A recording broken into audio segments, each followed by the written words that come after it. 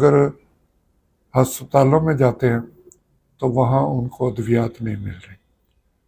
इलाज की सहूलतें सिर्फ ये नहीं कि आप अस्पतालों को साफ़ सुथरा रखें और उसका फ़ोटो सेशन करवाएं और सफाई वाले रोज़ाना वहाँ अपनी जैसे हमारी सड़कों पे आपने सुबह सवेरे देखा होगा कि या रात को पिछले पहर कि सफाई हो रही है और एक बंदा पीछे वीडियो बना रहा है। अब आप सोचते होंगे ये वीडियो क्यों बन रही? वीडियो इसलिए बनती है कि वो जो सफाई हो रही है वो अपने आला अफसरान को वो वीडियो भेजते हैं और फिर अफसरान आगे अपने से ऊपर अफसरान को भेजते हैं और फिर जो सेक्रेटरी या जो अवामी नुमाइंदे उनको ये वीडियो और तस्वीर भेजी जाती है।